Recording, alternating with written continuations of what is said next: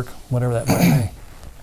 Mike Bunny, you want to chime back in on that? Just to comment to the mayor's point, the river, everybody think about their topography. The river's wide at that point, and it's adjoined by a lot of railroad tracks. So it's going to be a long bridge, and we want it to be a heavy bridge because we want to bring industrial traffic across it, trucks and so forth coming from western Oklahoma. So the bridge cost is high, and then if you think about a full cloverleaf exchange on the Sand Springs Expressway 412, which is something we need to access, all points of the compass out in that area, that's also an expensive interchange. And so the tolling mechanism allows us to absorb some of those additional costs, and really that's what's kept it. If you look at it, that's what's kept it from being done. There were other parts of the expressway system around Tulsa where you didn't incur some of those natural obstacles that were able to be funded and completed more quickly. So I'm really hopeful that we can get it done. Can I ask one follow-up, John? Oh, quickly, yes. Yeah, but okay, but they're talking about another toll road out in far south Tulsa. So, people are going to say, "Oh God, here's another toll bridge. Here's another toll bridge. More tolls, and you can't get into Tulsa now without going on a toll road." So, is there concern over that? Oh, there's always concern about that. I think then we have to set a priority, and I think in my point of view, the Gill Creek Expressway has a higher priority. South Tulsa now has access to and from it. It's developed much further than this part of Tulsa is presently. I mean, there's a very significant amount of land that, because it doesn't have access now, is being underused or not utilized at all. There's a significant amount of West Tulsa that had been used in the past, but for whatever reason has fallen into disrepair and has simply been overlooked. So it would open up a very, very large area that really has been ignored. And it gives it the opportunity to participate in the economic expansion that this city is going to see as we come out of the recession. And again, taking advantage of our location, a very positive business climate, and all that sort of thing. If we have a fairly new area of several hundred acres that's able to be expanded upon, what a great opportunity that is for economic development, and that just sets the sail for the economic well-being of this city for several more decades. Next question goes to Krista Flash from Channel 2. Krista. I'm going to stay on the transportation topic. Mayor, I know you're supporting an intermodal transportation system up near the port of Catoosa. Mm-hmm. I know that there's a Department of Transportation grant that's been applied for. If we don't receive that money, will the city pursue other means to fund such a project? Well, yes, we would. I do believe that what we have asked for is a grant from the federal government. It would be a beginning amount of money to start the project. The project in its entirety is probably $20 million. So this would just be a beginning. We requested about $2.7 million. So this would just get us started. So there would definitely be, at some point, an effort to approach the citizens of Tulsa to support this. It would be a big deal because it would connect the airport, our expressway system, the Tulsa Port of Catoosa, and a railroad system, all in one way of getting goods, services, and people moved throughout all these varieties of transportation opportunities. How much of an economic development motivator could that be for the area? What could it bring in as far as dollars? Oh, geez. Well, it'd be thousands and thousands of jobs, for example. It would bring in manufacturing opportunities. Anybody that wanted to bring in something either by port, through the port by water, or by road, or by air, would be able to situate at that point and at that place to move things back and forth.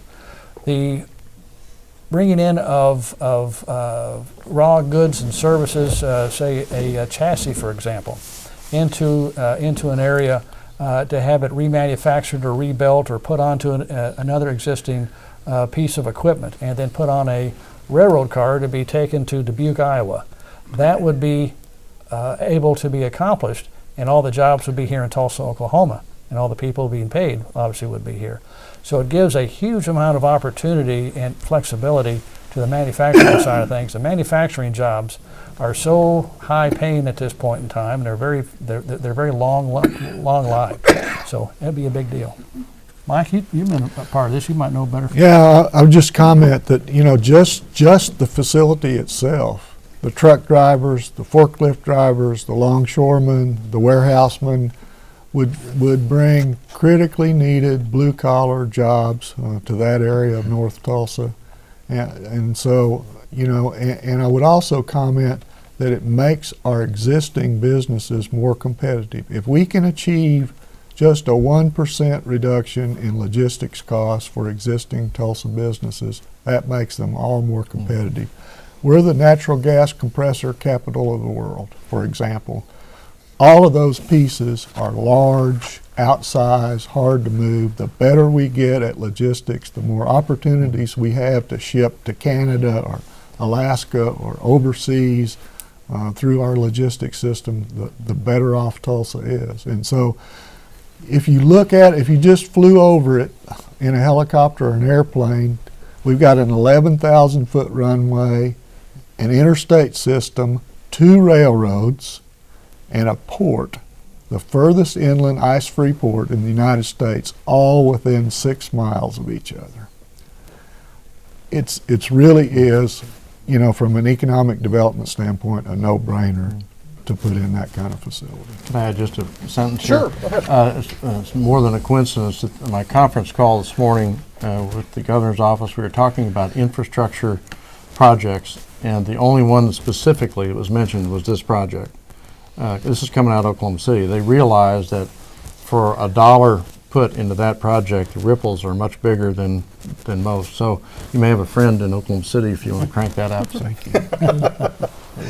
Next question to Marshall Stewart from KWGS. Well, let's follow up on Krista's question. How do you pay for that? Well, we will begin, which we already have done, is requesting for a grant from the federal government. When I was in Washington last week, we talked about it quite a bit. And I'm going to be going back in 2 weeks. As Mike said earlier, so much of this is built by a relationship, which we have started when I became governor, developing the relationships we already have with the Department of Commerce, the Department of Energy, Environmental Protection Agency, et cetera.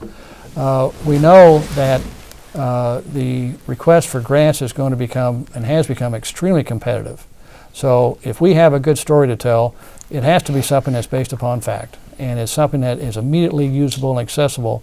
The president last night and the vice president on a phone call I had with him recently said that it has to be very real in its job creation capability. And it's not just smoke and mirrors, but it has to be something that actually does work. And we have that capability. That is why we as a city, we were able to participate so well with the stimulus funds. Practically all of it was infrastructure oriented, and it was due because we had a lot of projects that were immediately available, shovel ready. And we were able to create a lot of jobs, support a lot of jobs, all of them around Tulsa. So at the point in time when we have to approach the voters, the city of Tulsa, with a project, we will approach them. And I think that they will support us very handily. Can I just add a tag on to that, to your question? Let's not forget the private sector here. Tulsa has this marvelous history of building bridges and airports with private money, and this is a long time ago, I realize that. But the question that everybody, how are we going to pay for this?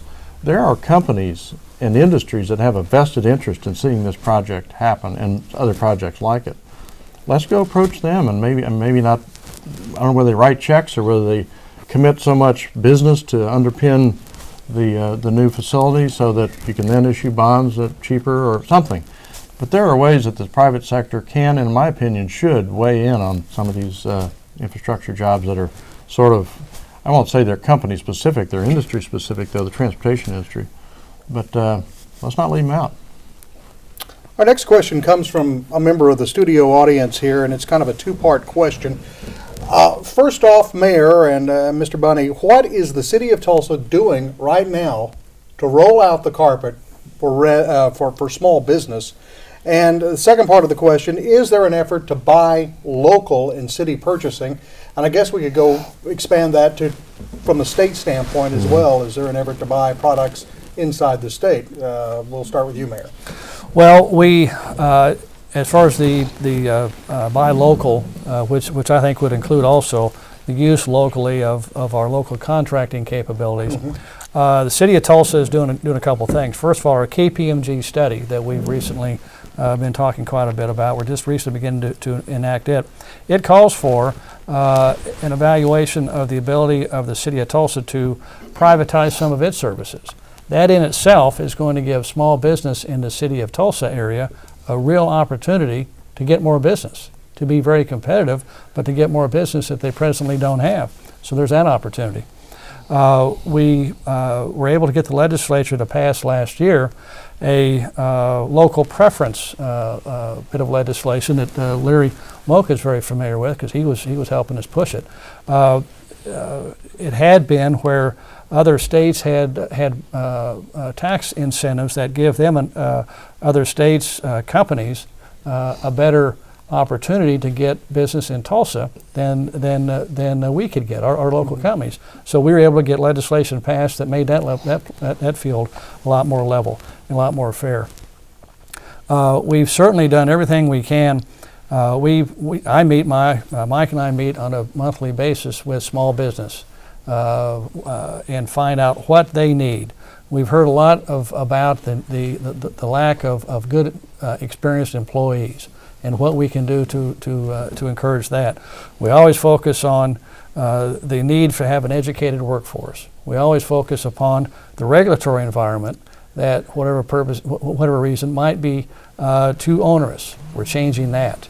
The KPMG report has really helped us a lot in that regard in bringing things up that obviously is very detrimental to our ability to be able to encourage local business growth. So we've are wanting to roll out the red carpet continuously, and we're certainly open at wherever we're missing that opportunity. We want to know how we can change it. Michael? Well, one thing I would add, Mayor, is that oftentimes small business struggle with the permitting process. You got someone new with an idea, looking for a place to locate, looking for that facility that they need, and the development services folks have recognized that they need some outreach into the small business community, someone to help small business kind of get started and figure out what the rules of the road are. So we, through the mayor's effort, allocated some budget this year and to hiring a small business kind of ombudsman person for the development services group. We interviewed over the Christmas holidays, and that person will be starting with the city on March the 1st.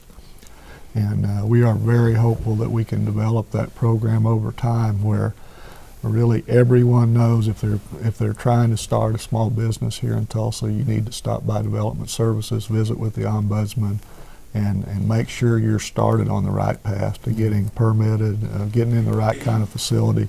You know, if you lease the wrong building without enough parking to meet the code requirements, you're really in trouble. And we'd like to eliminate that and make our small business startups as efficient as we can. Yes, Mr. Sullivan. I'd like to take that a little further as a businessman, if I could. I envision, and it's a little bit idealized, but I envision a single office. I don't know what's on the door, but where a businessman from out of state or even in-state can walk in and one-stop shopping can greatly cut through the red tape to start his business. This is anecdotal, but I have a business friend who recently was opening an office and setting up shop in Texas. He's domiciled in Oklahoma. And he set aside 3 days to go down there and get this all done. Took his lawyer with him. He got back, went down on Southwest, came back the same day because there was one place he could go to have everything he needed. They knew he was coming, so they had the right people in the room with the right forms and the right requirements and the right regulations, and he got it all done and he came home and he was amazed. So is there something, I shouldn't be asking the questions here, but Go ahead. no, is there some way we can greatly fast track the process for someone to open a business on the city level and the state level? I'd say the same thing for Oklahoma City. Larry, as a businessman, are you encountering the red tape?